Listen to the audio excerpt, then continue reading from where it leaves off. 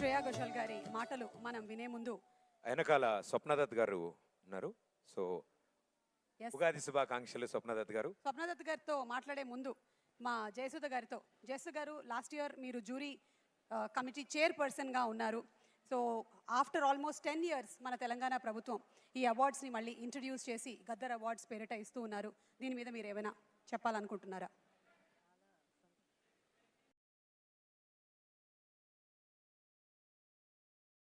చాలా సంతోషంగా ఉంది. లాస్ట్ ఇయర్ కూడా చాలా గ్రాండ్గా జరిగింది.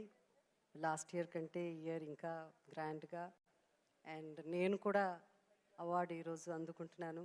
చాలా సంతోషంగా ఉంది. మా ఆర్టిస్టుల కంటే అందరికీ కావాల్సింది ఆ అవార్డ్సే కదా.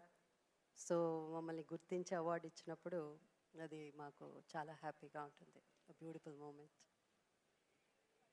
Thank you so much Jayasudha గారు. అలాగే మీరు సహజ నటి, ఎన్నో అద్భుతమైనటువంటి పాత్రలతో అలరించారు. చిరస్థాయిగా మా మనసుల్లో స్థానాన్ని సంపాదించుకున్నారు.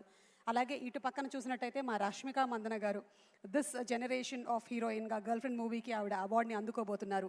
మరి ఆ తరం హీరోయిన్స్కి, ఇప్పుడు హీరోయిన్స్కి మీరు గమనించేటువంటి ఆ ఎన్విరాన్మెంట్లో చేంజెస్ ఏమైనా ఉన్నాయా? అది క్యారవాన్ అయితే లేదు, కానీ